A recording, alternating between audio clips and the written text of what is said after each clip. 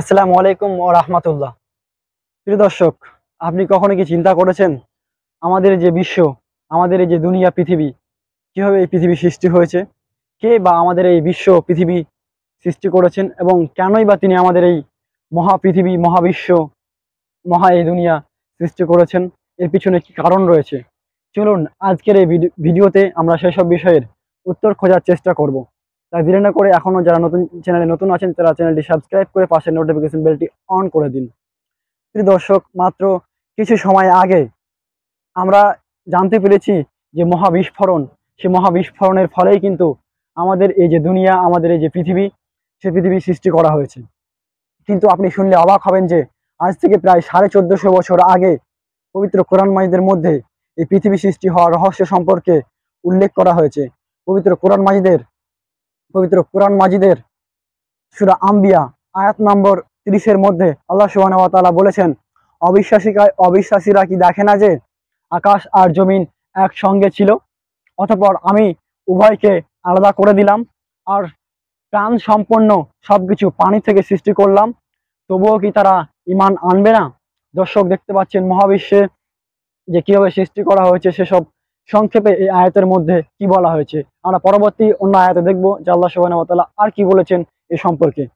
পবিত্র কোরআন মাজিদের সূরা ইউনূস 10 নম্বর সূরার আয়াত নাম্বার 3-এর মধ্যে বলা হয়েছে, নিশ্চয়ই তোমাদের রব আল্লাহ, যিনি আসমান আর জমিন সৃষ্টি করেছেন 6 দিনে, অতঃপর আরশে উঠেছেন। তিনি সব বিষয় পরিচালনা করেন, তার অনুমতি ছাড়া সুপারিশ করার কেউ নেই। তিনি আল্লাহ, তিনি তোমাদের রব, সুতরাং তোমরা তার ইবাদত করো। অথবা তোমরা কি উপদেশ গ্রহণ করবে না? অন্য আরেক আয়াতে আল্লাহ সুবহানাহু ওয়া তাআলা বলছেন পবিত্র কোরআন মাজিদের মধ্যে সূরা নূর 24 নম্বর সূরার আয়াত নাম্বার 45-এর মধ্যে এর উল্লেখ রয়েছে, আল্লাহ আল্লাহ প্রত্যেক জীবকে পানি থেকে তৈরি করেছেন বা সৃষ্টি করেছেন, অথবা তাদের পেটকে কোনোটি পেটের ভরে দিয়ে চলে, কোনোটি 2 পায়ের ভর দিয়ে চলে, আবার কোনোটি চার পায়ের ভর দিয়ে পায়ের উপর ভর দিয়ে চলে। আল্লাহ যা ইচ্ছা তা সৃষ্টি করেন, নিশ্চয়ই আল্লাহ সব বিষয়ের সর্বশক্তিমান। তারপর আরো একটি আয়াতের মধ্যে বলা হয়েছে সূরা নাজিয়াত অধ্যায় নাম্বার 79 আয়াত নাম্বার 28 থেকে 30 নম্বর আয়াতের মধ্যে উল্লেখ করা হয়েছে, তিনি এর ছাদকে সুউচ্চ করেছেন এবং সুবিন্যস্ত করেছেন।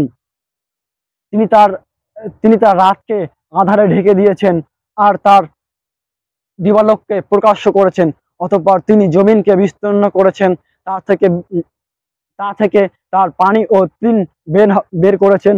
আর তিনি পাহাড়কে খুব শক্তভাবে বসালেন তোমাদের পশুদের ভোগের জন্য বা স্বার্থের জন্য বা লাভের জন্য। প্রিয় দর্শক, আপনারা দেখতে পেলেন আমরা এই পবিত্র কোরআন মাজিদের মধ্যে যে এই যে কয়েকটি সূরা রয়েছে, সেই সূরার মধ্যে আল্লাহ সুবহানাহু ওয়া তাআলা আমাদের এই যে মহাবিশ্ব যে তিনি সৃষ্টি করেছেন, এই সৃষ্টি কিভাবে সৃষ্টি করা হয়েছে। দর্শক, আপনারা জানেন বর্তমান আধুনিক বিজ্ঞান সেটা আধুনিক বিজ্ঞান সেটা খোঁজ খবর নিয়ে এবং বিভিন্ন গবেষণার মাধ্যমে তারা বলছেন যে পৃথিবী সবকিছু মহাবিশ্ব একসাথে ছিল, তারপরে সেটা আলাদা করা হয়েছে। এবং পবিত্র কোরআন মাজিদের এই একটি আয়াতের মাধ্যমে, এই সূরার মাধ্যমে পরিষ্কারভাবে বোঝা যাচ্ছে যে কিভাবে আল্লাহ সুবহানাহু ওয়া তাআলা স্পষ্টভাবে বলে দিচ্ছেন যে সবকিছু একসাথে ছিল এবং তারপর সবকিছু আলাদা হয়ে যায়। দর্শক, আমাদের এই ভিডিওটি কেমন হয়েছে, আপনাদের কি তথ্যপূর্ণ রয়েছে, আপনারা অবশ্যই আপনাদের মূল্যবান মতামত কমেন্টে জানাবেন। পরবর্তী ভিডিও আপনারা কি বিষয়ে দেখতে চান সেটাও জানাবেন। দীর্ঘ কিছুদিন থেকে আমাদের ভিডিও যদিও নিয়মিত আসছিল না, আমরা এরপর থেকে নিয়মিত ভিডিও আপলোড করার চেষ্টা করব। আপনারা যদি জাকারিয়া বলছি ইউটিউব চ্যানেলে নতুন হয়ে থাকেন তাহলে অবশ্যই চ্যানেলটি সাবস্ক্রাইব করবেন এবং নোটিফিকেশন বেলটি অন করবেন, যাতে সব ভিডিও আপনারা সবার আগে পেয়ে যান। ভিডিওটি আপনারা কমেন্ট করবেন, লাইক করবেন এবং অন্যদের সাথে ভিডিওটি অবশ্যই শেয়ার করবেন। আপনাদের সাথে এতক্ষণ আমি ছিলাম মোহাম্মদ জাকারিয়া।